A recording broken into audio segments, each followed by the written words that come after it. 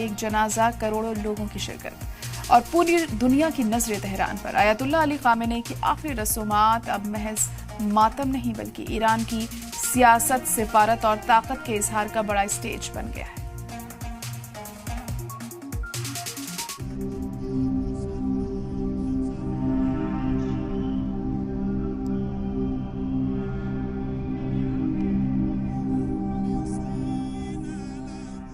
पूरा मुल्क अपने रहबरे आला को आखिरी विदाई देने सड़कों पर उमड़ पड़ा।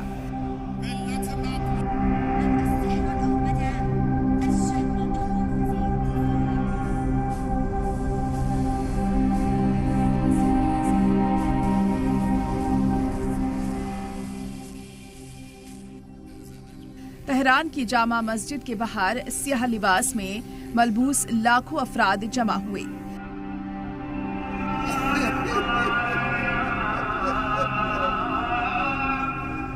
जिन्होंने ईरान के मरहूम रहबर आला आयतुल्लाह अली खामेनी को खिराज अकीदत पेश किया।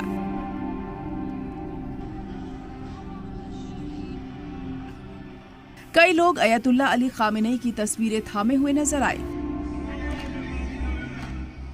कई अफराद अश्कबार हो गए, जबकि बहुत से लोग खामोशी से खड़े रहकर अपना गम जाहिर करते रहे। जनाजे के जुलूस में खवातीन की बड़ी तादाद साफ दिखाई दी। उनकी मौजूदगी हर लिहाज से नुमाया रही और उनके नारों की आवाज पूरे दिन फिजा में गूंजती रही।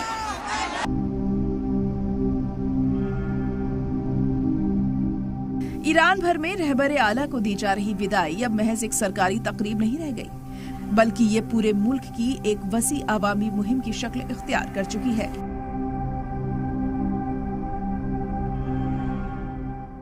हुक्काम को तवक्को है कि कई दिनों तक चलने वाली इन तकरीबात में करीब 3.5 करोड़ अफराद शिरकत करेंगे। मुख्तलिफ शहरों में फैली इस मुहिम का पैमाना बेहद वसी है, मगर गम के साथ साथ जज्बा भी साफ नजर आया। जनाजे के दौरान भीड़ के कई हिस्सों से अमेरिका मुर्दाबाद के नारे बुलंद हुए। किल ट्रंप लिखा एक बैनर भी खासा तवज्जो का मरकज बना। कई सीनियर ईरानी ओहदेदारों ने ऐलान किया कि रहबर आला के खून का इंतकाम लिया जाएगा। ये बयान उस गुस्से की अक्कासी करता है जो अमेरिका और इजराइल के साथ इस साल हुए तनाज़े के दौरान उनके कत्ल के बाद से लगातार देखा जा रहा है। मगर ये जनाजा सिर्फ गम का इजहार नहीं, बल्कि एक सियासी और मजहबी पैगाम भी दे रहा है। तेहरान, कुम, नजफ, करबला और आखिर में मशहद तक तय किया गया रास्ता शिया इस्लाम के मुकद्दस मकामात को जोड़ता है।